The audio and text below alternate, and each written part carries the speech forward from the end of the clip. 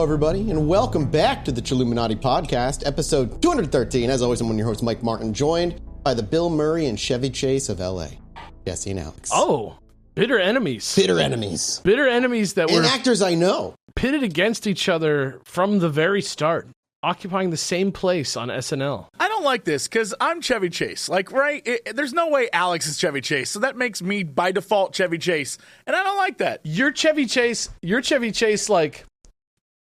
There was never a good Chevy Chase. No, there's no winning here. You're like the young version of Chevy Chase on Community. No.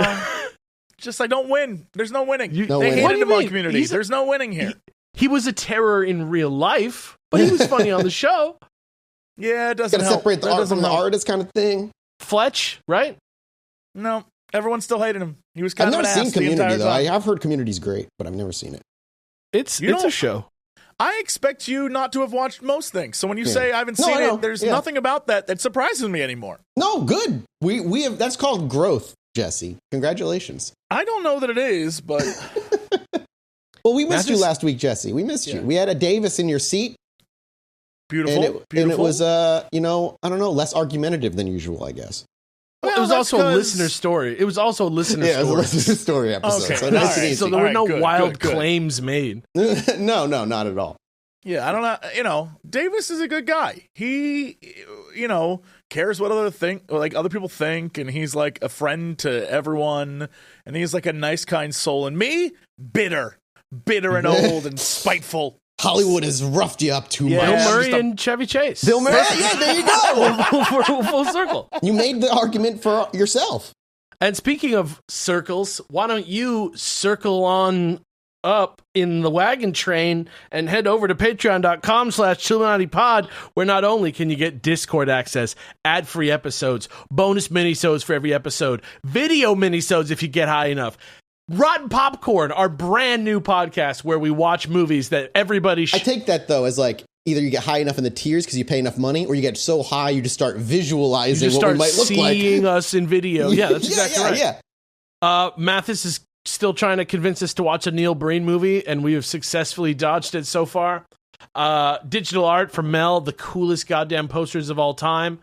The frickin' tier where you get all our merch for free, that's a good tier. And if you're out there and you have a lot of your daddy's money, if you drop $10,000, Jesse will actually believe in aliens starting tomorrow. Starting moment of. If you fulfill that $10K a month tier, that's what you get. This is how politicians are born. Minute that check clears, I'm like, I just want to tell you about how much I love aliens and how real they are. You're going to change the whole course of the show. Yeah, you would just change everything for a month. We can't talk about the aliens right now, man. It'll take up the whole goddamn episode. We'll more get things there have eventually, happened. very soon. The Pentagon put amendments forward that basically say, okay, but you can't look at any of our stuff. And it's just like frustrating, and it's just... And the vote into the Senate passed 73-25, which is pretty interesting. It was pretty bipartisan. Anyway, we'll talk about that maybe in the minisode today. Today, though, which was supposed to be a JFK episode, I have to get this off my brain. I'm sorry. I have to flush it out of my system. I got introduced to this thing, and I lost over a week to trying to learn about it, how this goes. Wait. Should I know what we're doing today? Is this something? I'm gonna say one word to you, and I don't even think you're gonna know what it means, and it won't even matter. Okay? We did talk about it in text, but you were in the UK and busy and making a video game. And also, game. This is also not a real thing. This is not like... Yeah. Sure. Yeah. And we're going to get there. It is not a real thing. I'm not saying Alex that. Is saying it's not real. If you're saying it's not real. I wouldn't be surprised if you hadn't heard of this, is all I'm saying. It's not correct. All right. You might have heard of aspects of it, though. So the book's name, let me just say this. Terra Infinita. Does that ring a bell, Jesse? Do you know what Terra Infinita is? No, but it sounds like an RPG from 1996. You are, thank God, and you are correct. I'm so glad you don't know what this is. It's weird. Okay, so I came across... Wait, why do the two of you know what this is? Because I was forced to learn about this. Why were you forced to learn? This is on fire in certain circles of TikTok right now. This book... Time out! Why were you forced to learn? TikTok introduced it to me, and then I was like, wait, what? And then it was done at that point. My ADHD locked in, and I had a special interest for a week. So let me get this straight. The algorithm, stupid bro. people on TikTok, and I'm going to assume stupid people because this God, they're so dumb. already has the vibe of like when someone on TikTok makes a 20-minute explainer about how, again, my favorite one is this woman who for maybe 40 videos tried to convince the internet that the Roman Empire wasn't real. Dude, I had a crazy Karen-looking crazy bitch on TikTok holding this book up. And she clearly didn't try to fact check it, but this is like her Bible now, and this is all that matters to her. And this is the reality of it. This is insane fucking shit. So this is the book, Terra Infinita, Extraterrestrial Worlds and Their Civilization, the story told by the woman who was born in the land behind the ice walls, Jesse. Whoa! This is... Whoa! What did you just say? We are so out there. I'll give you one more time. Listen carefully. Patreon.com/Chilluminati Exactly. Yeah. Terra Infinita, Extraterrestrial Worlds and Their Civilizations, the story told by the woman who was born in the lands behind the ice walls. Okay. Aliens, and then a woman born behind. So in my mind... Yeah, what does this title conjure up for you? Yeah. No, see, here's the thing. I, too, have been on TikTok, so I think I know where this is going. Yeah, probably. But I'm not sure. So, have you seen the picture? No, I haven't I'll seen give any you the pictures. picture of the map here. I've got one on I don't want to look at it yet, because I'm going to make an Don't look educated at it guess yet, right but I'll now. put it in there. Yeah. Okay. So a lot of the flat earthers that exist, their whole thing is that around the edges of the world, the Arctic and Antarctic are not continents or, like glaciary North Pole-y bits. They are, in fact, walls around which the flat earth exists. Now, I guess that is the newest version of you'll fall off the edge of the earth kind of thing. Kinda. Except you can't get past them because there's these walls. So this woman is saying, or I guess the author of this book is saying, that she is from beyond the walls, and outside those walls are where all the aliens are, in which case I am so ready for this episode. When this book came in and I started reading it, I then realized this is the second book of like 3. And the first book is about her father, a man by the name of William Morris, who was an explorer and discovered these places on his own in like the early 1940s, I think it was. So just so you know, these books are written by author Claudio Naselli. On the back of the book, he has his YouTube channel linked, his Instagram channel linked. Okay. So the woman on TikTok was talking about Claudio, who's the dude who wrote the books. The woman on TikTok was talking about the book that Claudio wrote, but the book is told from the perspective of the daughter of William Morris, the man who first found it, according to this man. Why is it so? Why does it have to be so complicated? Exactly. Just so that you break from reality instantly. Yeah. It's like House of Leaves, when it's like, okay, this story is inside of a screenplay that I found inside of the story that you're reading. Yeah, kind of idea. I just am excited for us to get to the point where we're the disc balanced on the elephant that's balanced on the turtle that like has, I mean, you're oddly that has like 5 balls, and each of the balls is one of the Dragon Ball balls. And then oddly not even that far off. Couldn't be closer to the truth.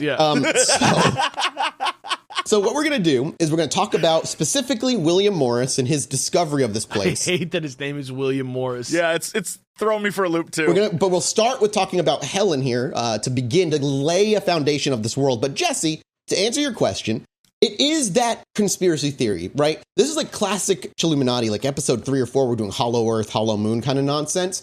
So you take that idea of flat earth surrounded by an ice wall, except beyond the ice wall, there is more earth out there. There's oceans and countless continents that belong to random different civilizations, some extraterrestrial, some terrestrial, some have been around longer than we would imagine. And it is, to some, a flat earth, but there are those who believe the earth is actually much larger, and all these planets, these things exist on a larger earth, and it's just our domed, quote unquote, existence. Open your third eye, Jesse, is all we know. Whoa. So what is the stars then? Are we going biblical where it's like... Oh, space still exists. Space still exists, but it's just not what we've been told it is. How does the earth exist in space? Well, it's flat. But in space, gravity, like the reason why everything's spherical is because of gravity. No. See, the things that you're getting, that we're seeing of humans in space, are people on sound stages, green screens, invisible wires, and thousands or millions of dollars worth of production. Okay, I'm back in. Let's do this. Let's go. I like it. It's really easy once you just decide that none of the facts are there. And this is like some evil cabal is in charge of keeping us in the dark, is what you're saying. Kind of. Yeah, kind of. We'll talk about who or what is keeping it in charge. Now, why do I feel like it's going to be like a little bit racist?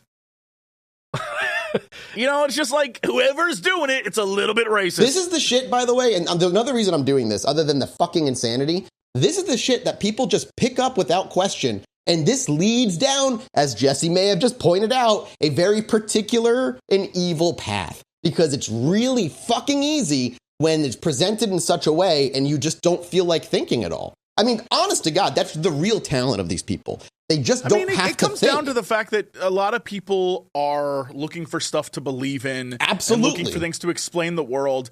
And for sure, right now, we're at a point in civilization where, like, religions of the past are a little, like, falling out of favor with many people, especially in more Western civilizations. And so when you don't have, like, that to fall back on, because remember, through much of Western history, life sucked, but they were like, yo, it may suck now, but when you die, heaven, baby. Oh, and now as people are like moving away from that, they're latching on to other things to try to make sense of an insane existence. I wouldn't do that with aliens, though. And when you don't have the patience or the thought to be like, okay, well, maybe we don't have it all figured out. And, scientists, they present an answer, but then their answer's wrong 6 months later, maybe. That to you isn't solid enough. And so you end up here, I guess. And frankly, I'm ready. I'm ready to. I think it's just hard, to look at the way the world is and avoid problems the way that we used to. The internet and global communication changed our living, period. And so more than just answers this time, I feel like part of it is like, I feel like the craziness of it kind of makes it like, you don't want just knowledge. You want like the secret knowledge. Oh my God. Yeah, exactly. You want the secret knowledge that nobody's willing to believe because it's too crazy, but it's true. Well, I just want you to know this is the truth. This is the damn truth, boys. And it's also a thrill. It's the reason why Q took off so much. Is 100%. That people at especially like in the like I'm at home and I got nothing going on period. That's especially me during right COVID. Now. Yeah, people are just like, I want to be a part of something. And when it's like do your own research and that kind of stuff. It is literally. They love that kind of shit because it absolutely makes you feel like you've uncovered something and you're part of something and and other people don't. And I understand it. I get it. It's the same reason why educated, like people who are very educated, like extreme, like double PhD, they all have this little bit of like, I'm a little smarter than you, and it's the exact same thing except the opposite end, where they're just in crazy town, but they're like, I know things you don't know, and that's why you're dumb. Yep. Exact same vibe. Literally, I agree.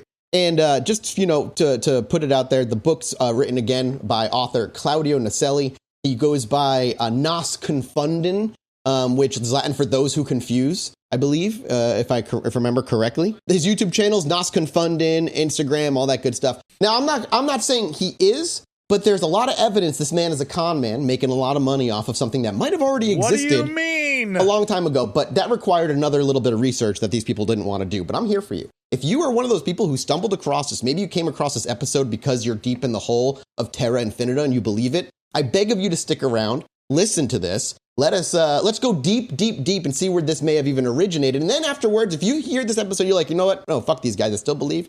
Dude, I wish I could join you in your mystery fantasy land. Have a good time. I wish you the best. This book is fucking crazy. Before we even get to page 1, Jesse, I'm going to read this little thing for you. I linked you the map. You're welcome to look at the map now. And I want you to know. Okay, I'm looking. Get the it literally. I've D&D campaign. Actually played on RPG campaigns that look like this. Yep, exactly. Let me just send you really quick as a follow-up to that image. I'm just going to send you an image of the DC universe. Okay? Yes, please do. So what's crazy about this? It's the same thing. Dude, that's so funny. You know what's great about that is in the DC universe, there is that sort of wall that no one can penetrate. Yeah, the wall of like souls or whatever you told me about. Well, there's all kinds of walls. Yeah. So really quickly, for those who don't see this 178 worlds under the Great Dome, there is a dome of ice that surrounds many other smaller worlds within many other domes. And again, it is straight up just like Planeswalker shit. Yes. It is. There's domes that look like Earth. This is the Baldur's Gate 3 map. Yeah, there's domes that look like fiery worlds. There's icy worlds, and there's all these different things. And it's kind of like when people explain the multiverse, and they use the example of bubbles, and all these bubbles pop up. And so it like looking at the top of, if you like put cream in your coffee and stir it real quick, like the top of that, and the little bubbles that form. It looks like that. It's fascinating. It, again, is every single RPG campaign map I've ever seen in my entire life. It looks like the type of universe where they want the freedom to like not cross over if they don't want to, but like they also can if they need to. It's like there's barriers between everything to keep it tidy for like the single issues, like Batman the book, but like Justice League, maybe can cross into the other ones. It's also got some great tie-ins with previous things. Like there's Nibiru. Like it has all the hits are here. I like it. I mean, there's a lot there. I would imagine, Jesse, seeing this map, you might be like wondering, well, how the hell, if these are so secret, how did we get this map? Like, how do we know of these lands if they're hidden away from our common eye? She came from beyond the wall. I mean, like, it's written in the book. Actually, you'd be wrong. What? The map was provided by Navigator and Helen's father, William Morris, who first obtained it from Shiki, the giant human, on his visit to the moving lands of Thoth. That is written by Jack Kirby, and you can't trick me. That is real. That is from 1962. The moving lands of Thoth? That shit's fire. I love it. That's the moving lands of Thoth. Grade A fantasy. No, that's Marvel Comics, 1962, Jack Kirby solo book. Just trying out some wacky ideas, big blocky art. That's what it is. The giant human. Come on. I know. It's phenomenal, dude. It's a Jorge Luis Borges short story. So I'm going to just open up this with just a little bit of Helen's day-to-day life and talk about, I think it becomes pretty apparent, if this is true to how she lives her life, why she maybe fantasized about living in this, her father was an amazing person, or why Claudio maybe wrote such a fictional, fantastical story if his life is indicative of this. So let me just read a little bit of it, and you're going to see, I think it's going to become pretty obvious.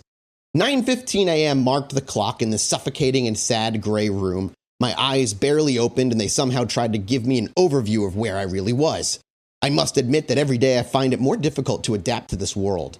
My mind takes minutes to realize that I am back in the walled lands, where my ancestors have walked long ago. I found a rolled-up newspaper on the door that said June 22nd. That's how they count the days here. Each one faithful to... That's such a... I know, bro. I know. She's acting like she's a stranger to the entire like world and society, and she's like, anyway, I found a newspaper. Yeah, that's how they track the days here. Each one faithful to their so pigeonholed grid, where it seems that nothing can get out of the script, that mundane script that they created for the forced partners of this abyss, dark and sinister, a humanity that seems to bleed day by day without realizing that it collides every day against the crude reality that they let long ago, all this become something immovable. That paragraph is one sentence. Jack Kirby was tired. He didn't want to work with Stan Lee. Stan Lee was getting under his skin. He wanted to do something a little more far out. Even the language sounds like Jack Kirby. I love this, though. This is really creative in a way that it's kind of like if this book had started with the description of a world that seemed fantastical and weird and strange, and then it was like, I flipped the paper. January 12th, Earth. I would be like, oh! I hate this! January 6th, Earth. It's all one long run-on sentence, and then this next bit kind of hammers it home. This cannot be called life, I thought to myself every time I visit the lands where my father was born, my grandparents, my ancestors, those who left their lives to see a free humanity, and I found this. It hurts my heart to imagine the bones of my brothers who must still be buried in these lands, who died believing and fighting for everything to be different. So, that's just like the first couple paragraphs, and to me it becomes immediately apparent whoever's writing this, Claudio, or if it's Helen, quote unquote, they just hate reality. Reality sucks for them. They don't like how boring it is, how rigid it is. And listen, I fucking get it. That's why I decided to go be a podcaster. You know, this is the best I can do to get out of the system. This is like nerd. This is like, what year is this? This is like nerd. This book came out last year, 2022. But the writing in it is from that's just the author's writing. That's 2022. Yeah, it's his writing. Oh, I thought it was William Morris's writing. Okay. No, this is from the perspective of Helen, his daughter. I see. We're talking about the second book here, just to kind of lay out the world, because we're not going to go a huge amount into the world when we start talking about William Morris a little bit. So the map was handed to them by Shiki, the giant human. They clearly hate life, and they start thinking about back where times were free, back where things once were kind of made sense. Great again. For everybody who wants to know, right now we live in what's known as the Great Dome. You know, before going into each of the worlds, it's necessary to make the caveat and clarify what the Great Dome means and what we mean when we mention it moving forward. The Great Dome, or called the end of the known, is that which covers and encloses in some way all the other known worlds. Very few were able to see this end and even touch it. Can it really be touched? So the Great Dome covers everything that I shared with you on that map. That's what's quote unquote the known lands. Because if you look past the ice wall on that map, it all says unknown, unknown, unknown. Who knows what's beyond there? Right, and so that again, very DC, with this sort of wall of crazy ass faces, and like deities, and like no one breaches it unless it's, you know. What's on the other side is pure creation. It's the will of the author. I mean, you are correct. Moreover, it said that some experiments were made to be able to cross over it, but it was not possible. It is the terror of several colonizing civilizations that do not sleep peacefully, since any race from outside could take away from them from one day. Time out. Yeah. Do you think DC is soft disclosure? Oh my God, that's a long soft disclosure then. Yeah, well, because it's so wacky, like maybe they're letting us know what's really going on. Both comic book companies are currently embroiled in multiverse education in mass media. Like, The Flash is a multiverse movie. Doctor Strange was a multiverse movie. Spider-Man, Spider-Verse. Both Spider-Mans, actually. I mean, yes. So maybe this is all part of soft. Nas couldn't fund him as part of the government machine. He lives in Buenos Aires. So this looks a lot like if you tried to, like, in baby language, just kind of describe what the universe is. Yes. Oh my God. So, like, I'm gonna to take that point and jump on it. First, you're right, though. The flat earthers, if they would just leave the conspiracy behind, we could have amazing authors. We could have a suite of amazing fantasy novels and amazing authors. They're wasting their talent. That's what nerds are anyway, flat earthers. Yeah. Just go make your books. Yeah. They made a new world for themselves that's cooler than the one that we have, and they don't need it to be real. They're just there anyway. Yeah, they're just there anyway. That's it. That's all it takes. So you might be wondering, how many worlds do we know of then under this Great Dome? Well, there are 178 different worlds that we are aware of past what we know as quote unquote Earth, and encompass many great other continents filled with human-like creatures along with extraterrestrial creatures. And the one that you might be most familiar with are the lands of the custodians, the very first thing we're going to talk about as we break away. This is a parasitic race, as that's kind of talked about a little bit, but these things, they base their technology on straight attack and defense weapons. They use all their potential in discovery, colonization, and exploitation of other lands, as well as the beings that they can find. Their beginning, when they arrived, is unclear, and we still have many questions. There are theories among the giants where it is said that the custodial race was attacked by some other race that did not even come from this Great Dome, and that they merged with the locals to create a great force that later gave origin to what we now know as the custodians. This is literally Mass Effect. The custodians are the Greys, by the way. I just want you to be aware. I'm letting you know this is straight up Mass Effect. No, it's not. Everything you just said Terra Infinita. is Mass Effect 1 and 2. So these custodians, it's said that they were the first to leave their world and advance on their way to the others with great destructive and colonizing power, having reached each of the worlds and tried to explore around the known end of the worlds. So they were exploring. They're trying to find more things, see what else is out there.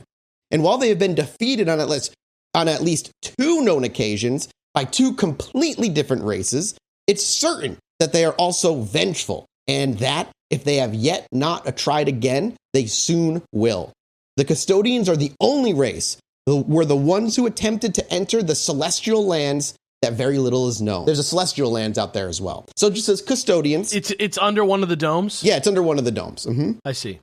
So here's my question about this. We know about this because of lots of primary sources and archaeological evidence, right? Not like one map that showed up on the internet 10 years ago, right? You want to? Let's take. I'll buy it. Let's just keep, sure. Well, let's keep going. I'm not going to answer that question. I don't want to ruin it for you. Okay. So basically, these lands are the celestial lands are the most mysterious of all the known worlds. And while all or almost all the races existing today are aware of this place, very few dare to want to penetrate it for some reason. The story goes that humanity, in a way, comes from these lands, and that each of the humans have the source or life energy known as soul that comes from these lands. Therefore, the human destiny is to confront the custodians that whatever is done, the great clash will be inevitable. If you can't follow... Right. So one might call that human spirit dynamis, and really it's just the plot of Final Fantasy XIV. Okay, Or have you played Advent Rising?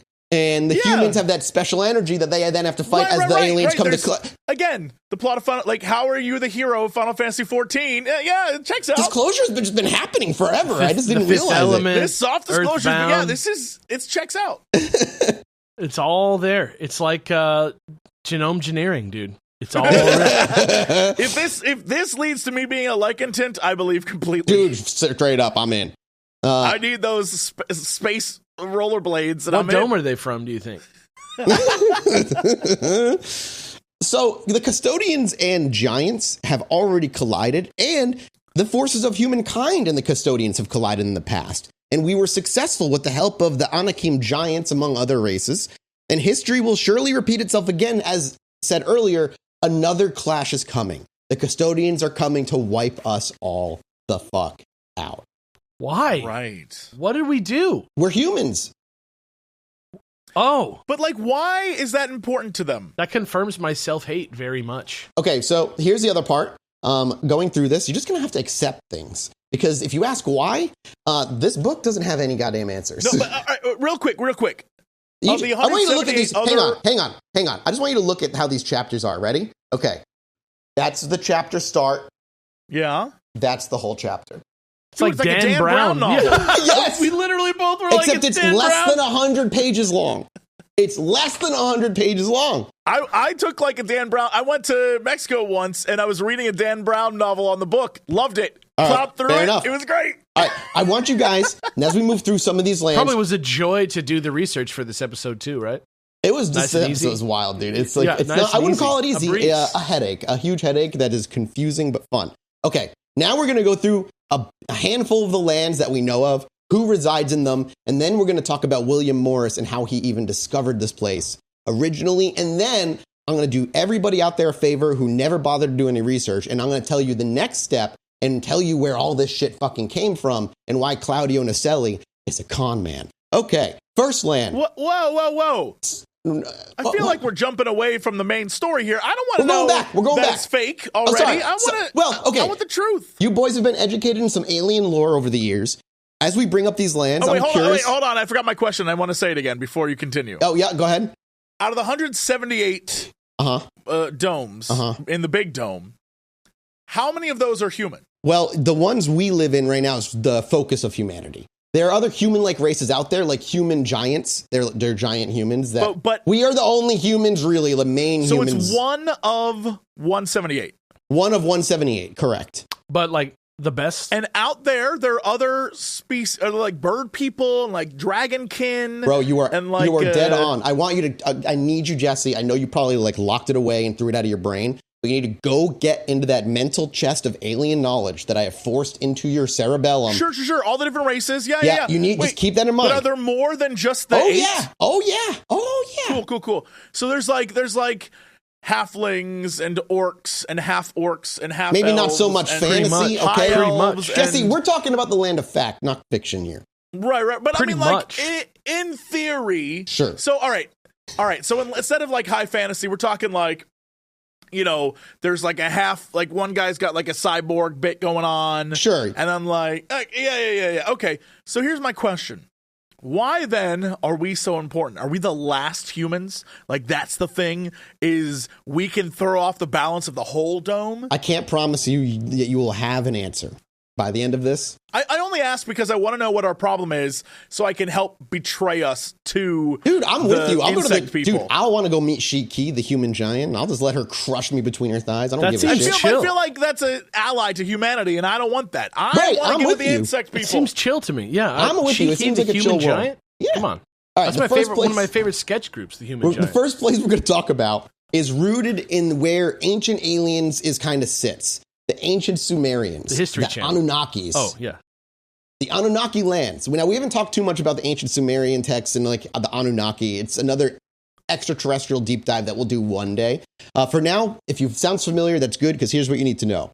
The Anunnaki were another of the colonizing and parasitic races that's sickening the other worlds, manipulating, controlling the children of the children for years and years. Another of our enemies, a hostile and power-hungry race. They're the creators of the pyramids and build these structures in all the worlds they visit. So it's almost like their calling card. The pyramids are their calling card. Anunnaki, we know them. We've done this before. Yeah. Some consider them the strongest race under the dome, and their skin is like a yellow greenish, that kind of stuff. And they live in an arid zone with little vegetation. And although the waters of Horus seem to be paradisiacal, whatever. Basically, they don't have any water, and there's snakes around. Okay. Next up. Wait, what? We can't. It'll be a whole episode if we just talk about. You just talking about the desert? Yeah, but it's like an arid, poisonous desert where there's not a lot of water. Yeah, and snakes, very little vegetation, but the waters of Horus still touch the lands. Next, we got the lands of Venus. Time out. Who is Horus in this scenario? Like the Egyptian god Horus? Yeah, just, all you need to know, think Egyptian god. Just like Are they in a understand dome? that. But like, is he in a god, or is he just like a powerful dude? A dome dweller? We may see him as a god, but is that because he's a god, or is that because he's something more advanced? But that's what I'm saying. Like, That's is a he great a question. dome traveler? Super good and question. he just has powers? Honestly, Jesse, maybe you need to start going and exploring so you can find out the answers to these I, things. honest to God, intend to. So- I'm going to deep dive the hell out of it, because I got questions. Because is he a god because he can leave the dome? Or there's certain people that can get outside the dome, or has no one left the big dome? No one's left the big dome.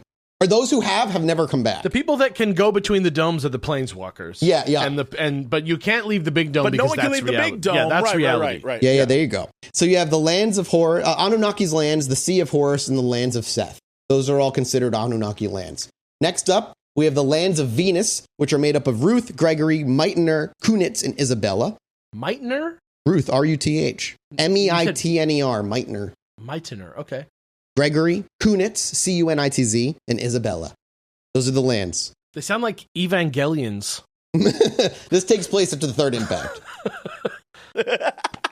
The original beings of these lands, also called Venusians, sound familiar, boys? Venus. And unlike those of Mars, these all survived. They survived all colonization, but nobody knows how. It's still not known for sure how these beings were able to make from the brutal colonization they suffered along before the custodians took the known lands.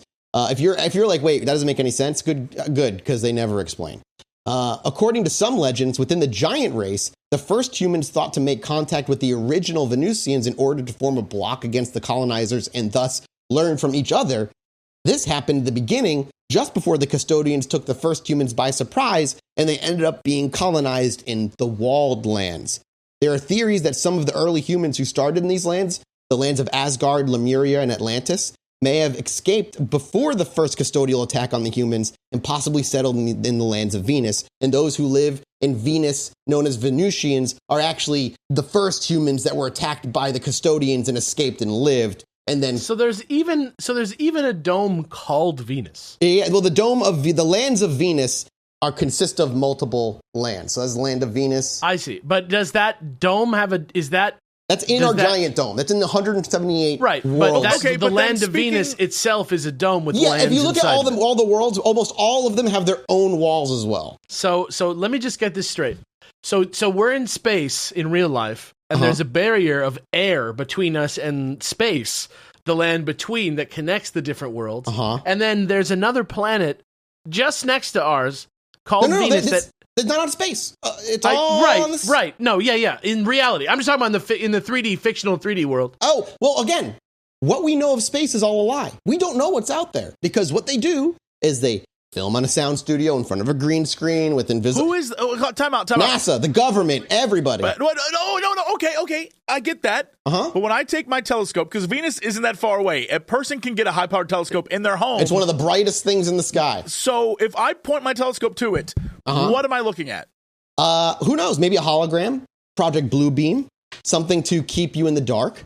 What we see in our night, they do talk about what we see in our night sky is different than what you would see in the sky once you left the dome of our own known Earth and move into the lands beyond. So it's like a Truman Show. Yeah, okay, there you go. Like because we were only, yeah. But what's out there? I mean, maybe planets, Jesse. Maybe they are planets. It seems so convoluted, though. No, this is very clear. What are you talking about?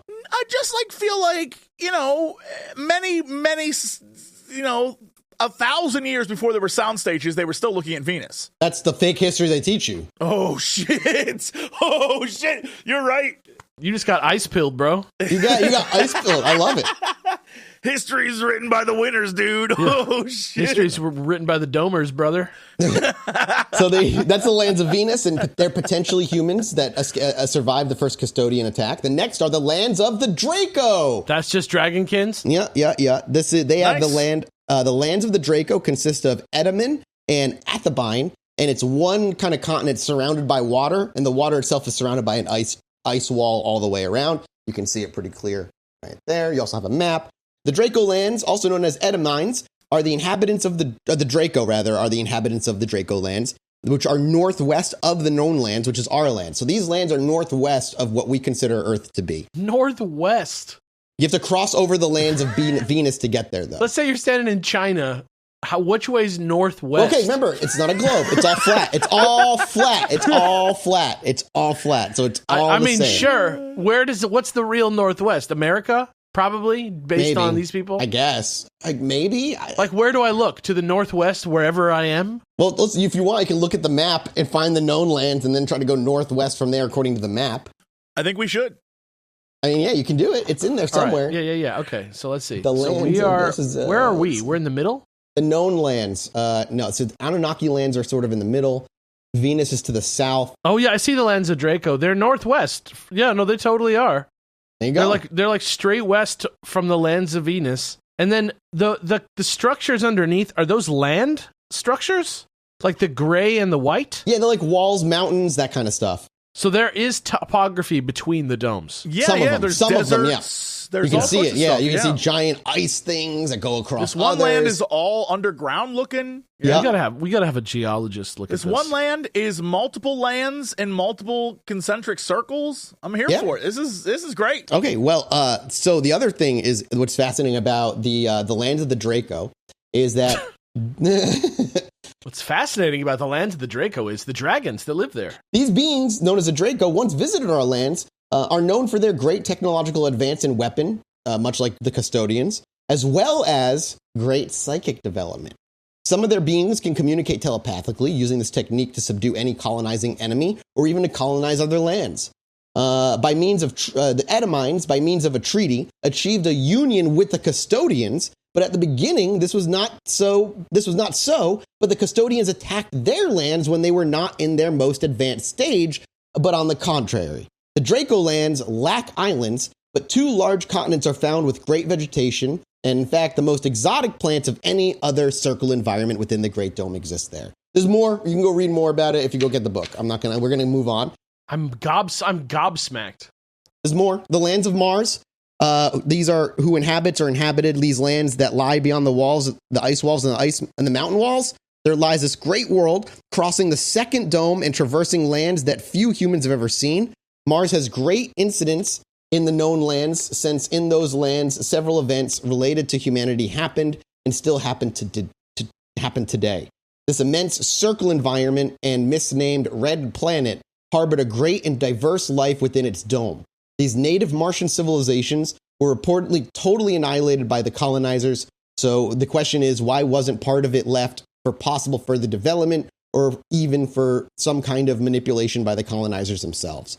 And we're kind of just left with that as a question. We don't really know what happened there. The custodians eventually took it, blah, blah, blah. Okay, next is the lands of Neptune. Blah, blah, blah. Look, we can't dive into each one of these. We have to go. I'm trying to teach you all the facts. Then we're almost done. We're almost done with the lands alone. This is slapdash. We got this. Yeah. Slapdash? The book is slapdash. That's what I'm saying. Like, the whole concept is like, it's hard. Every time that you lay out a new rule, I'm like, okay, wait. Yeah. It's so confusing that it must be true. Yeah. The lands of Neptune consist of Triton, Poseidon, and Nereida. The name of their lands that shine in the dark atmosphere that surrounds their circle environment. The Neptunians have had a hard time since their birth, not because they have not been able to adapt to their environment and survive in a climate where vegetation is not abundant, but because the sandstorms and the aridness that encloses this world can be really devastating. And for that reason, most of the big cities were created on the shores of their most fertile lands, leaving a large portion totally uninhabited. So, okay, there you go. That's the Neptunians. Again, you can go read their history if you decide to read this book. Then you got the lands of Uranus, and there's really only one continent belonging to this. This is Titania.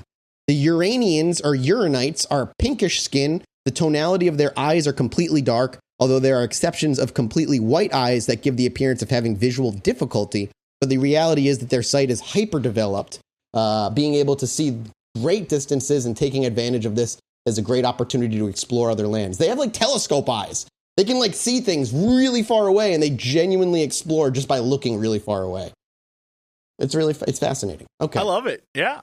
Next, the lands of Jupiter. This is basically the lands of Zeus and a bunch of other shit. The lands that make you stupider. How dare you? This is all very goddamn real, and I would expect you to be paying attention, Alex. Just rhymes with Jupiter. I guess it's true. The natives of these lands identify with their birthlands and are clearly divided among themselves. There being great wars in the past between different factions of the same race. Oh, Jupiter's brown as fuck. It's like... And they all fight each other. It's all like rocky and like... It's like the only brown area of the map. It's like very like craggy and hard. It's so fun. It's like storytelling. Yeah. It's like, It's like the Fire Nation is the angry ones, and the Ice Nation are the chill ones. Literally. These are the angry ones. These guys live in a constant state of internal warfare, and that's due to the Anunnaki influencing them when they invaded their lands in an early age. The vast majority of those who rule today are in the center of Jupiter's core, known as the Land of Zeus. It's an MMO map.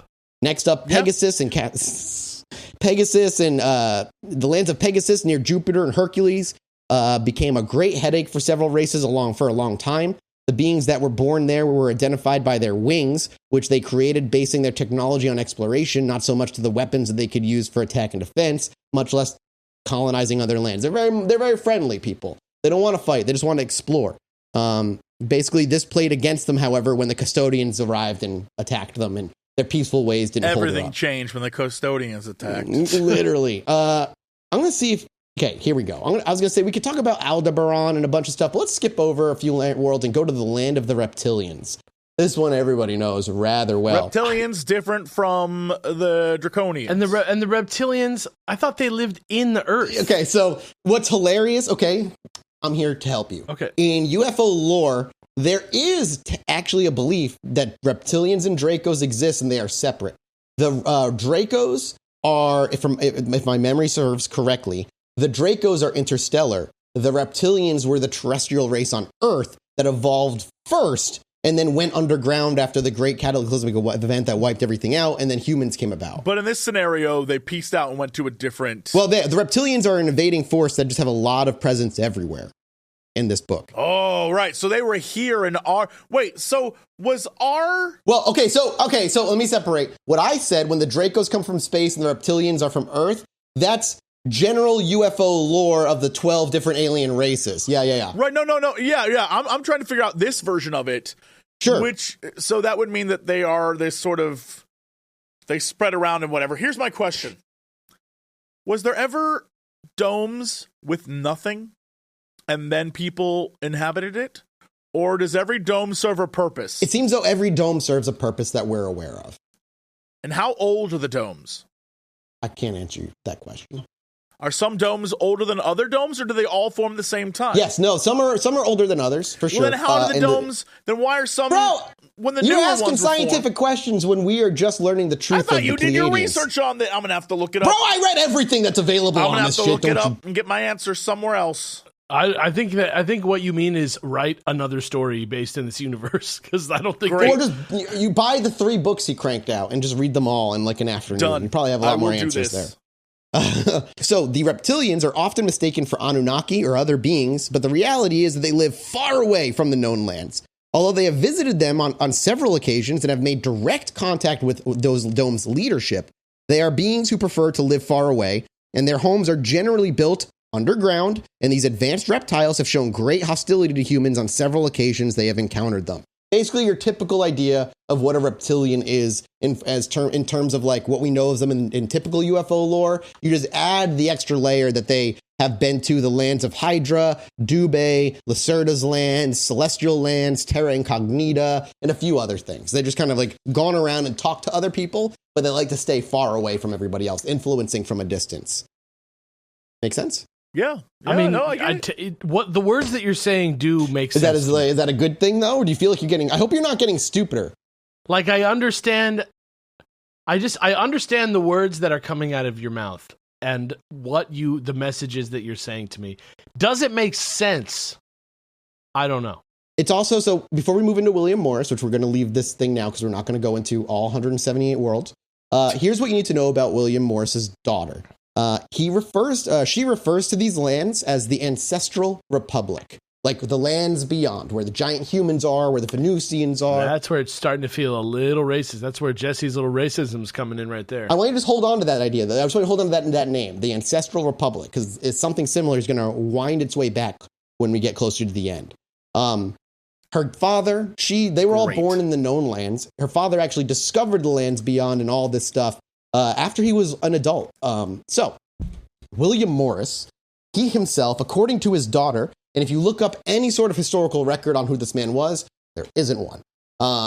He was a young navigator. And at some point in his young life, he decided through curiosity and interest just what was beyond the Antarctic. Because it's at that time, and especially as this guy was a kid, our exploration out there is pretty limited, and it's really difficult to fucking explore up there because everything is ice. Pushing through the ice takes forever, and sometimes boats will get trapped in the ice for weeks as they wait for it to melt or crack enough that they can keep moving, like military boats and that kind of thing. And what language did you just use there for? You said he said what exactly? He just decided what was beyond? No, he was curious and wanted to know if, like, what was out there in the Antarctic. He wanted to go exploring, and he had heard rumors. But it was hard, so he just, like, decided? No, I'm saying it's difficult just because, I'm just saying at this time, our general knowledge of what is out there is limited. Okay, sure.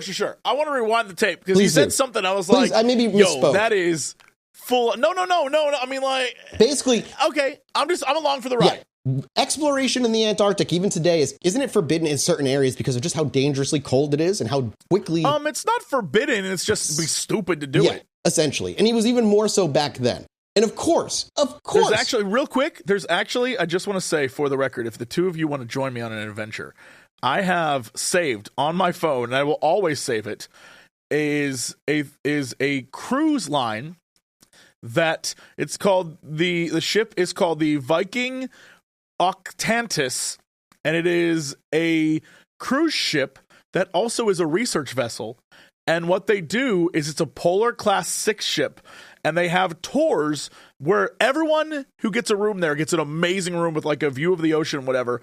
But it is straight up a very small amount of people go, and for 13 days you go to the Arctic and help like researchers research shit.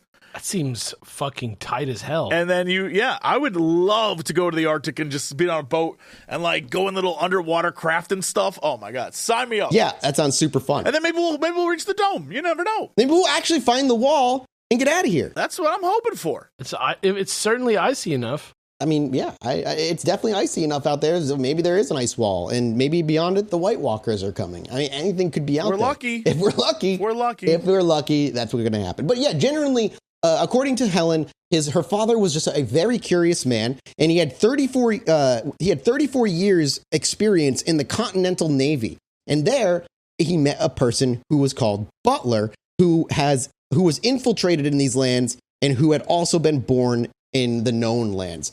Butler basically whispered into his ear and gave him like, hey, there's shit out there. You should go find it. And that's really all William Morris needed to leave.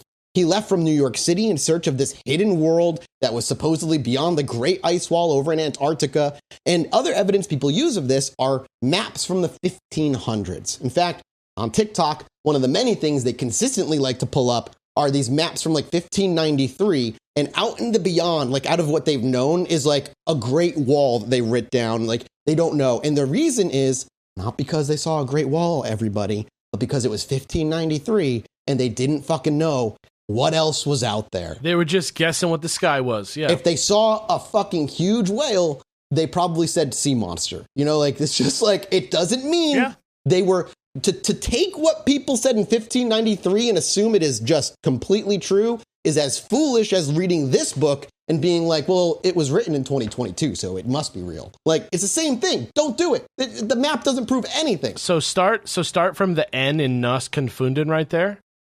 And just go up to the left a little bit. Follow it kind of like straight at like a to the left. 45-degree angle. Heimdall? The green stones!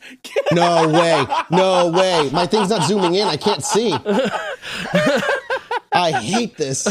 The best part is they're right next to the lands of the final dome. Oh my God. Yeah. Oh my, the green stones. Oh my God. How many are there? So, 1, 2, 3, 4, 5. There's 7 of them right there. I can see 7 of them. So, you know. Oh man.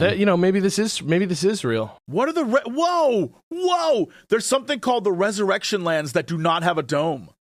There's lots of things without domes. You might be wondering what that is. I would love to tell you, but they're not in the book.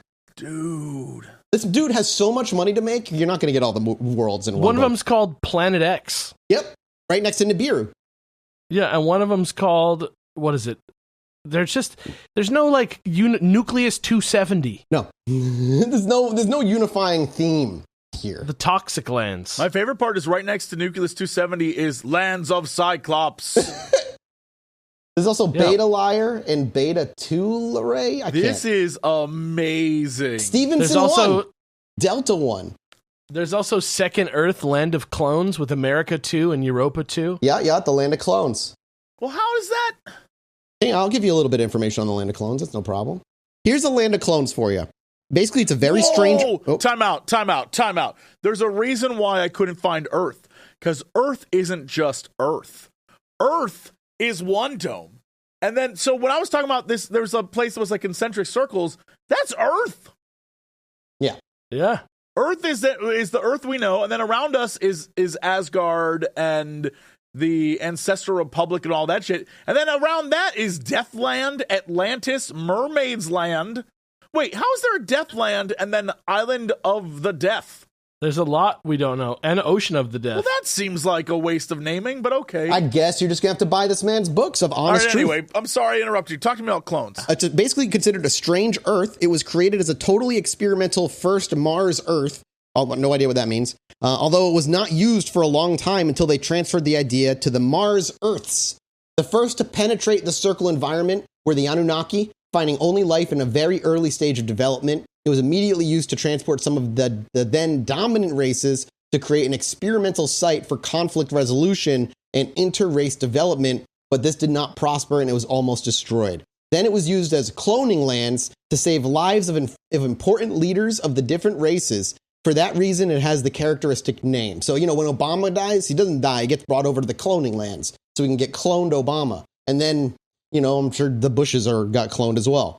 You think they cloned Trump? Probably not. But wait, for what purpose? What purpose? Because they're important. It's the same. Have you seen Guardians of the Galaxy 3? Yes. I mean, that's basically where they visit in that movie. Earth, yeah.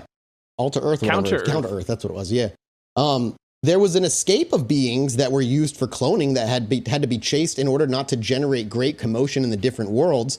This also happened with human beings who were used for cloning, who escaped from there, and these beings were robotic and lacked any feeling or empathy. No doubt, all this was another aberration of the parasites. So that's the cloning lands for you. Does that help? Sure. It is an explanation. There's so much stuff. The Red Moon lands. Sham, a place literally called Sham. Yep, Sham. Next I'm to losing WoW. my mind. I wish WoW was there too. I could look at this forever. Yeah, no, please, you will look at it forever because you're just going to forget half that shit anyway. So, Terra Infinita. Within his 34 years of within the Continental Navy, meeting a man by the name of Butler who supposedly infiltrated these lands for reasons that she will not say.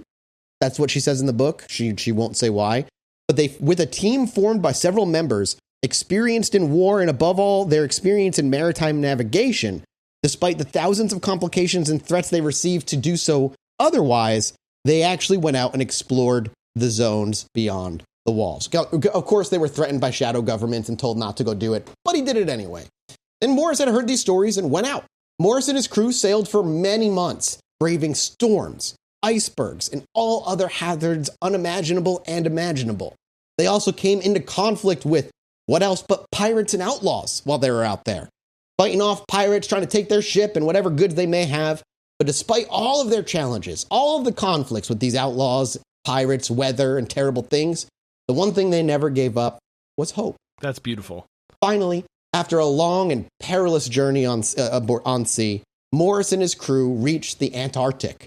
And there they began their exploration, looking for what they believed to be known as the ice wall, all told to them by Butler. And just as the stories had told, and just as they had read many a time, they found the ice wall. And the first thing they began to look for was a way through it. So the first, as you may imagine, this ice wall, as big as it is, there's like no way over it. You guys play God of War Ragnarok? It's like the Asgardian wall. You know what I mean? Sure. You gotta Isn't Asgard just right there too in the actual map? Yeah, but that's factual Asgard, not fictional Asgard like in God of War Ragnarok. Right. This is, they found this wall, but now they have to find a way over it or around it in some way. And they don't want to get off their boat. Climbing it is certain death. Trying to survive outside of their boat is almost certain death. So they decided to take their boat and essentially travel alongside it, consistently looking for some sort of opening that they might be able to squeeze through or open wider to get their fat asses through. Right. After many, many days of searching, weeks passing, they finally found a small opening within this enormous ice wall. And through this opening, they followed, and the ice went miles deep into eventually a huge ice cavern. And when they emerged into this ice cavern, moving through this weakness in the ice wall, like the vent in the Death Star, they would find the cavern was filled with light, not dark remotely, and it was home to a variety of strange yet wonderful creatures. Creatures that we have just learned exist scattered amongst the 178 worlds beyond the ice wall. Something William Morris was about to discover. After being there for a bit, Morris and his crew were amazed by everything that they saw. They had never seen anything like this before in their lives, and while they were a little bit scared, as I would be too, they were determined to explore this new and mysterious place filled with creatures who, again, were being very welcoming and very friendly with them. You might ask me, what did they say? And I beg you not to ask me because I don't know. There are no details about how this went down. Well, why do they choose to live in the wall and not with us? Are you ready to move on? Yeah, I guess. Jesse, you need to accept what I'm telling you is true. No, I do. I'm just asking no, if we know. You can't question it. You clearly don't. No, why you can't they live there. You hear that little doubting Tom voice in your head? Why do they have to leave their own worlds to come live within the ice of our? Why not live in their own ice So, or Jesse, another ice? Did you grow up religious? Were you religious as a kid? I went to church, yeah. Okay, cool. So you know that thoughtless faith to God? Give that to me. I need that right now. You just have to believe. It was more of a I was scared that if I did something bad, I'd be punished for it rather than All right, and if you don't believe, the custodians are going to come. Okay, so I was really into Revelations, though. That shit's awesome. That shit's awesome. That's basically Cool as hell, yeah. I love Revelation. It's the only great. part of the Bible. When I had to read through the Bible in fucking high school, that was the only part that I was like, this is fucking sick. Yeah, it is cool as hell. Yeah, they got dragons and whores and all sorts of stuff in there. Jesus coming back as a fucking warrior and shit. It's wild. Like the side of a hippie's van. It's amazing. You weren't Catholic. Did you know in Catholicism, we believe that God has the ability, ultimate forgiveness, that he could literally reach out to Satan himself at any time, forgive him, and Satan would be allowed back into heaven then and there? Yeah, but he's trying to teach a point, bro. I'm just saying, it's possible. That just makes him seem more badass. Maybe Satan's an Anunnaki being. He's not Satan. Here's the thing, dude. Satan never asked for forgiveness, bro. That's the thing. That's why he's fucking sick. He'll never ask. He's too prideful. That's fine. Enjoy that pride. Inferno is pretty far south from the actual world. Yeah, I'm just saying. It takes a long time for him to get out there, Asgard is just a hop and a skip north through the Dyatlov portal. But I meant to bring that up. Did you see at the edge the Dyatlov portal at the very top? Stop. I love it. It's all coming together, baby. Yeah, baby. Everything we've covered. Years of this show this is all paid off. It's all paying off. This guy listened to our show and was like, wait a minute. And I can turn this into a book. Conspiracy theory multiverse. I would hope so. This is the one great conspiracy theory in many ways. It does encompass like everything. So, in a cave, illuminated, in the middle of an ice wall, where questions lingered about why they never came to live with us, apparently, you'll never know. But they were there and welcome. The cavern was filled with a soft blue light, and more importantly, Morris and his crew, with that light, after taking in all the wondrous creatures, noticed that the walls themselves were covered in strange symbols, and the air was filled with the sound of running water. Morris and his crew stood in the middle of the cavern, simply taking it all in. And saved his game. Boop, boop. Morris knew that he had found something extraordinary, special, something most people would never believe. He knew that if he was in the presence of something powerful. He turned to his crewmates, but they were all too stunned to even speak, mouths agape. And as Morris tried to speak with them, they just had their eyes wandering, like that face of stupid, like, bewilderment. Yeah, exactly. Whoa, that's what they're all doing, but not Morris. He's still kind of with it right now. He knew. Yeah. So he took a deep breath and stepped forward. He walked towards the wall filled with symbols and reached out to touch them. And as soon as his fingers brushed against the symbols, they immediately began to glow. Morris was filled with a sudden sense of raw awe. That's a weird way to put it. He knew that he was raw awe. He knew that he was in the presence of something beyond his understanding Cthulhu that stuff? held such raw power. Huh? Cthulhu stuff? Maybe. Such raw power, he can't truly understand it. And as he turned once again after touching the runes to check to see his crewmates if they were following him, they hadn't moved, and they still stood there, completely, utterly blown away. So he turned back to the wall of symbols, took another deep breath, and stepped forward, touching the symbols again. And this time, on the second touch, he was able to read them as though he spoke the language. The symbols were a language that Morris had never seen before. But as he looked at them, he instantly understood them. They were a warning. Morris knew that he had to leave this wonderful place. And he turned to his crewmates and nodded. They all knew what he meant. They turned and started to walk back through the tunnel. And as they walked, Morris looked back at the wall of symbols. He knew that he would never forget this place. It was a place of wonder, danger, mystery, and magic. And that as much as he would try to forget, he would return eventually. His crew sailed back through the tunnel, leaving the hidden world behind. They were all relieved to be out of that place, but they were also filled with wonder and excitement. They had seen things that no one else had ever seen with their own eyes, and they knew that they would never forget this journey, even if they never returned. Incredible. They literally walked into an ice dome. Wow. Touch. All right, let's get out of here. It's a warning. That's it. It's the exact same story as the people that found the AR-15 like protected temple in Arizona. The Egyptian colonization in the Grand Canyon. Yeah. Yeah. That's there. We'll go find that one day, and I wonder what that guy's doing. What do you think he has for lunch every day? Yeah, I want to find him, that one guy. His probably wife like packs him a sack lunch, a bologna and cheese sandwich. Yeah. You think he's like the same guy for hundreds of years? I think that they'll like rotate like in. Indiana Jones. Exactly like Indiana Jones. Chose, except with the AR-15. Yeah. They hand him an AR. He chose poorly. Oh my God. Oh, that'd be so good. Someone make that movie. So they sailed out of that place, all relieved to have exited and having seen things beyond understanding. They sailed for many more days until they finally reached the open sea from whence they came. They were all beyond exhausted, but just simply happy to be alive. They had survived a perilous journey there and back with weather and pirates, and they had found something truly amazing at the end of it all. Morris knew that he would never be the same after his journey. He had seen things that had changed him forever. He was no longer the young man who had set sail from New York. He was now a man who had seen the hidden world, and he knew that he would never be able to forget it. Morris and his crew returned to New York City, where they were greeted as heroes. Well, for those who knew where he went, anyway. They had accomplished what no one else had ever done, and they brought back stories that would be told for generations to come, which I guess kind of was true. Because we're like a few generations out and we're telling the story right now. Yeah. So, I mean, Fair. I guess he's right. He got us there. He got us. Morris's journey to the hidden world is a reminder that there still might be things out there that we don't know.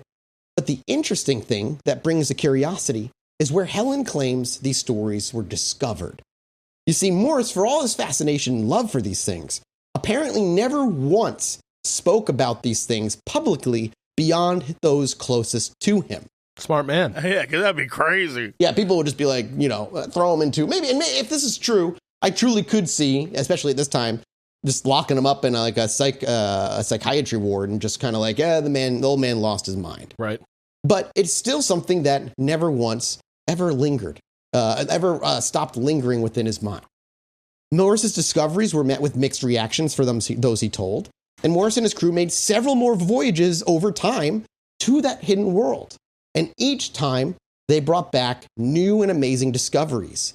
The map that we use was handed to William Morris by Shiki the human giant, lest you forget, on one of his journeys beyond. At some point, Morris had decided that the warning was not worth following in some way, and did fully breach the wall into these lands. They found new creatures, new plants, new civilizations and lands, and they also learned more about the history and culture of this hidden world.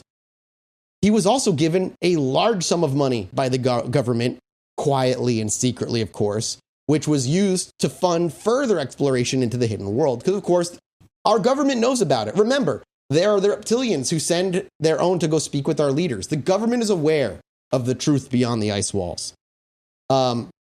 Morris's discoveries were obviously, like I said, met with mixed reactions, and some people were excited by the prospect of a new world, while others were fearful of what it might mean. Some people believe that the hidden world was a threat to humanity, and they're not necessarily wrong with the custodian's threat of a third attack on humankind, while others believe that it was a potential source of great knowledge and power. Both, I think, would be true if this was real. Morris himself was unsure of what to make of this hidden world. He was fascinated by it, surely, but he was also very wary of it. He knew that it was a place of great power, filled with creatures that had technology well beyond ours, all that could be very dangerous to us as a species. In the end, though, Morris decided that the hidden world was a place that needed to be explored and understood. He believed that it could be a source of great good for humanity, but only if it was approached with caution and respect. Morris continued to explore the hidden world for many years, and he eventually wrote a book about his experiences, and this book was supposedly a bestseller and to help raise awareness of the world. I say supposedly because I couldn't find it, but we're going to get to that in a minute. Don't worry. Don't worry. Morris's legacy is one of, to those who believe him to be true, one of exploration and discovery. A pioneer who helped open up a new world of humanity to teach us of our true origins, or at least those who will listen, and to prepare for those who will listen about the inevitable custodian attack that is to come. All the while, the custodians and other parasitic races infiltrate our governments and our people, watching us with little clone-like people and other people in disguises. Every time I look over, Jesse, it looks like you want to say something. I'm always like, I give you pause. Look. I know you don't. I know. I want to say a lot of things, but anything I say, you're going to say, I don't know. I just read. There's nothing I can ask you that I can get an answer for. It's hard to be a pioneer, you know? Yeah, man, it's hard. How do you explain this to people? Bringing back anything physical clearly was the wrong choice because he just didn't. William Morris would continue to explore the hidden world for many years, making several voyages, and each time he brought back new and amazing discoveries, but nothing that we have physical of. He found new creatures, plants, civilizations, and he learned more about the history and culture of the hidden world. I've just already read that part. Morris's discoveries were met with mixed reactions, but he himself was weary, and in the end decided the hidden world is a place that needed to be explored. And one of Morris's most important discoveries was the existence... I just forgot about this part. What? One of his most important discoveries was that William Morris, out in the hidden lands, beyond the walls that keep us so private, was the discovery of an existence of a portal, one that led to an entirely different world. This world was even more mysterious than the hidden world that he had been exploring, and Morris was only able to explore it briefly. However, he learned enough to know that it was a place of great danger. So there's a portal out there, like a portal you can walk, like a whoop, open you up, suck you in kind of portal. And you get to, it's a whole... Like the Dyatlov portal. Yeah, like the Dyatlov portal, exactly. Yeah, exactly like that. Obviously, Morris's discovery of this portal led to a great deal of speculation about what lay on the other side. Some people believe that it was a world of pure evil, while others believe that it was a world of great potential. Morris himself didn't know what to believe, his experience being so short and it being such an unfriendly feeling while he was there. Uh-huh. But he knew that it was a place that also needed to be explored because, God damn it, if William Morris was anything, it was an explorer. As an explorer, yeah. A hero. A fucking hero, bro. A literal hero. Morris eventually decided to return to the hidden world to investigate the portal further. He knew that it was a dangerous journey, but he felt that it was a risk that needed to be taken. He gathered a team of explorers and set out once again for this hidden world. The journey, like last time, was long and difficult, but Morris and his team eventually reached the portal, and as they entered, found themselves in a strange and unfamiliar world like last time. Filled with strange creatures and plants, and the air was filled with a sense of danger. What that means? I don't know. Morris and his team explored the world for a short time, but they soon realized that it was way too dangerous for them to stay any longer, and they returned to the portal and escaped back to the hidden world. His journey to the other world was a brief one, but it was a journey that changed him forever. He had seen things that he could never forget, and he had learned things that he could never unlearn. And if you ask, what did he learn?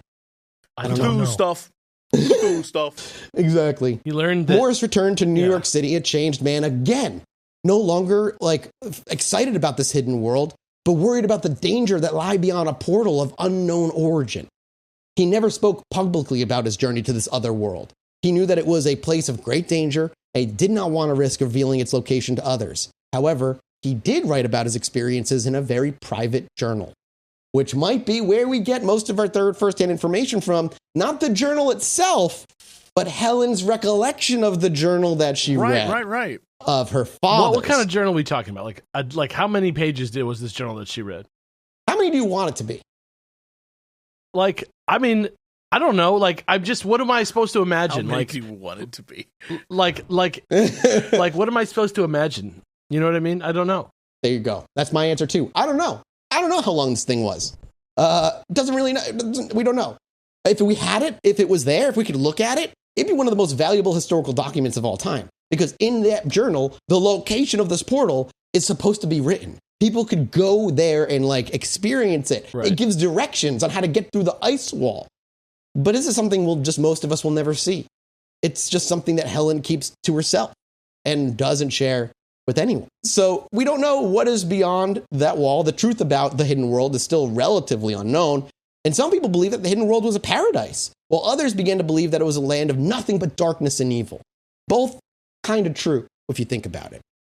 The journal itself is a mystery.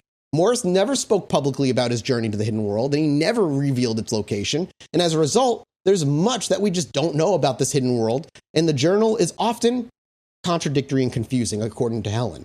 One of the most puzzling aspects of the journal is Morris's description of the portal that led to the other world. Morris wrote that the portal was a gateway to other worlds, both real and imagined. Real and imagined? I love it. And if you go, what did he mean by that? Let me just say, he never explained what he meant by that. He just meant the whole multiverse, and he means everything is the multiverse. I love it. I don't know, man. I can't tell you, dude. I have no idea. That's where I'm going to stop the William Morris thing, because at that point, he eventually dies, hands off everything to Helen. Helen brings this to Claudio, and I don't know why she brought it to Claudio, because it seems like Claudio only appeared when these books showed up, and I couldn't really see anything else by him. Like he's not real, maybe? Claudio is real. This man is a real man with a YouTube channel. So okay. The first thing I did was I read these books and I went onto Amazon to buy it, obviously, because I needed to have it. The other books that he wrote. And I went to the reviews. I'm like, these books have great reviews. I need to read these reviews. So, of course, all the reviews are like, I cannot believe this is being hidden from us, this, that, and the other. But one review sent me into a hole that I was like, hang on, what do you mean? The guy said, great story, well written, but you should at least admit that you're taking a story that already exists and changing the names. One that is supposedly also real, that happened, but not in the modern 1950s or whatever, but in 1902, and that Claudio supposedly took this story, changed up some names, changed up some dates. And what's that? And is now putting forward this story. This is the story of the book, The Iron Republic. Do you or have you heard of the book, The Iron Republic? Well, now I'm looking it up now. So we're gonna go into really quickly. The Iron Republic, written by written by E.W. Barrington. So you can get, there's a bunch of different prints of it out there. The Iron Republic was written supposedly by a man of E.W. Barrington. And his story is extremely familiar to his. This journey to the Antarctic, because he heard of a rumor of an ice wall, finding the ice wall, looking for an opening in the ice wall that he eventually traveled through, seeing a bunch of creatures and lands that are beyond, and more and more and more. And I was like, okay. So this guy just took this, and maybe he's just trying to package it for a modern audience, and I started looking into this. And it's wild how many believe this is also a true story, because in 1902, it was printed in the Florida Republic newspaper. It originally published in 1902, serialized in Florida Magazine, which makes it even Florida Magazine. better. What is that, like Sunset Magazine? So it started as little things in like Florida weekly little Magazine. things in good. Florida Magazine. It's so good. But it got popular enough where eventually, like, it kind of became, he kind of wrote a whole book about it. And it's about his exploration and the realization of everything. It really did convince a lot of people at the time, and even now. You can almost think of it like the War of the Worlds radio drama. As people were reading this in 1902, it was mind-blowing to them. However, if you do your research, which these people truly don't do on TikTok, and I'm here to do it for you. Thank you. It's easy to discover that not only does E.W. Barrington not exist, he was not a historical figure, he wasn't real in any sense of the word. The person who wrote these things wasn't E.W. Barrington at goddamn all. All of this was created in the 1890s, 1896, I think, is when the very first one was come up, where a man by the name of Richard Jameson Morgan, born in 1852, dying in 1906, was a pioneering American newspaperman, congressionalist, minister, lecturer, and author, where he began the writings of what became the Iron Republic in 1902. The whole start of this entire thing that is blown up on TikTok, that has books about it, that is real fucking similar to other stories that are out there, Mr. Claudio, don't copy my shit. It's basically just somebody stealing a tweet. It is literally someone stealing a tweet, putting it in his own words, changing a few names, and adding another character named Helen to make it, I think, more believable. But written in such... It's literally like he rebooted it with like a new character for the audience to like get them into the world. It really feels like that. And there's another book, there's a version out there that I highly recommend you grab. It's called the Iron Republic Heathen Edition, which I fucking love. And it kind of breaks it all down, talks about it. And it talks about how in 1902, Florida Magazine serialized a sci-fi novella that recounts the story presented as fact of J. Edward Barrington's 1890 sea passage through the Antarctic ice wall, where he discovers, remember how I said the Ancestral Republic? Right. He discovers the Iron Republic, an ultra-modern and technologically advanced utopian society, which either fact or fiction is a rare story that presents an ideal society and government that will make the average reader long to be a citizen of the newly discovered Iron Republic. As the breakdown to the overdue. It's just a few layers deep. You just start chipping away, asking questions like Jesse did, because I asked those same questions, and it led me on a week-long rabbit hole to discover a man, Richard Jameson Morgan, who existed in 1852, who is serial novella for Florida Magazine, that in 2023 is causing a bunch of dumb fucking millennials and Gen Z to believe this nos confundum con man lie bullshit written in another, with new names split up into multiple books by a man who just wants to make money, supposedly. It drove me fucking nuts. It drove me nuts. Sometimes I feel like Mathis has to like shoot down like a dumbass, clearly fake theory just to feel better about. But just understand, this is the work I put into the alien ones. Like, I put the same amount of work or more into the alien shit. So yeah, no doubt. When you chip away at this thing and it quickly just starts to when you learn that there's another story that was supposedly real and you begin to read about it, you're like, wait, it's the same fucking story. And then you dig a little deeper, like, who is this guy, E.W. Morgan or E.W. Barrington? You're like, oh, he didn't exist. Oh, there wasn't any. Oh, it was written by a dude who wrote a sci-fi novella. Why does no? So anyway, it's out. I'm flushed it. That's what people believe. That's what's like taking fire right now. This flat Earth, Great Dome, ice wall, Venusian, custodian, Draco, reptilian, Jupiter, Uranite, garbage that makes no fucking sense, has no details, and it's that shit that people believe. That's the shit that people believe. So what you're saying is you're mad that people don't believe in aliens, but they'll believe in this. No, fuck you, Jesse. I'm mad people don't do their research. I'm mad people don't do their research. Because if you do the research in the aliens, you're just going to end up where I am, which is waiting for Grush's testimonial in like a week. I got to experience the greatest bit of projection in my life. Mathis, as we were waiting for you, Alex, said, and I quote, "Today's episode is going to make you real mad, Jesse.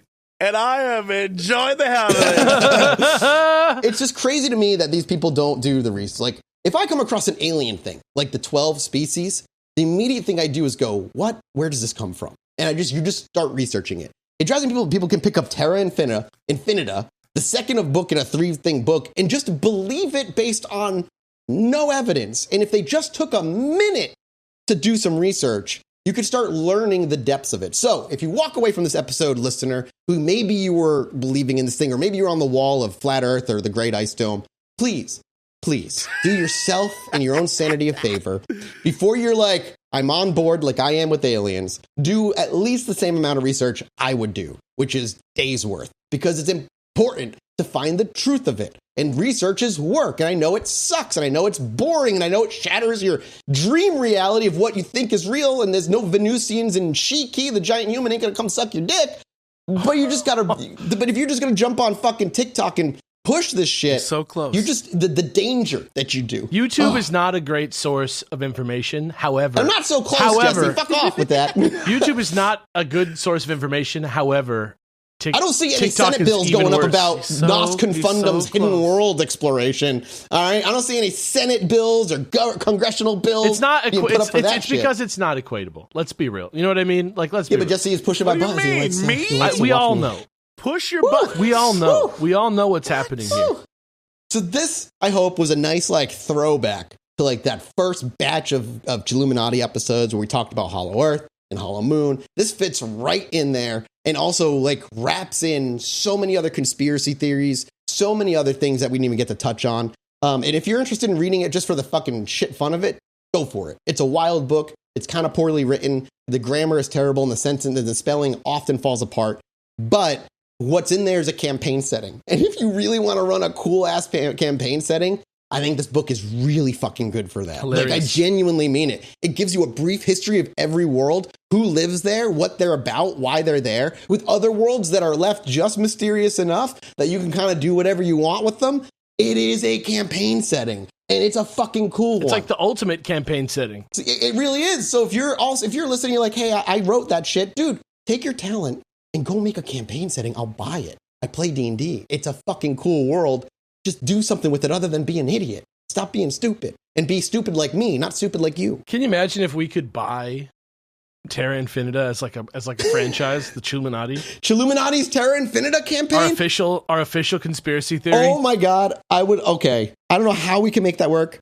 I know I just insulted you a bunch, dude, who wrote the book, but seriously, that could be cool as shit. A Terra Infinita campaign setting for D&D? Fucking awesome. Anyway, we got to go do a mini-sode. That was an hour and a half of... That was the best hour and a half we've done. Flushing this out of my brain. I'm going to say the entirety of this show. Nothing has been better. This is my favorite episode. Maybe just being gone. Wow. Maybe just being gone for so long. Oh, thank you. I'm going to let you know, this is the best thing we've ever done. I've never been so happy. You're just happy to be back. Yeah. Yeah, you're just happy to be back, for sure. I'm happy it's done. All right. I can forget this now. If you want to read the other stuff, I read a bit. I didn't read a bunch of it, but I read a bit of the Iron Republic, the 1902 serialized stuff. Way better read. It's way more enjoyable. Go check it out. None of this stuff is real. The Earth is round. We have things in space. The ISS is real. It's not sound. When you get to the point where the conspiracy needs millions of people to cooperate to keep it secret, then you have a problem. You biffed it. And if you're like, wait, aliens do that? No, it leaks all the time. No one just believes the leaks. Okay, so we're done. We're wrapping up. We're moving. I'm talking about government leaks, Jesse. I'm not talking about civilian leaks. Right. No, yeah. The finale of Giuseppe La Rosa's current story arc is today. Let's go, Giuseppe's end. We saved this for you, Jesse. We didn't do any Greenstone while you were gone. I'm excited. You didn't miss anything.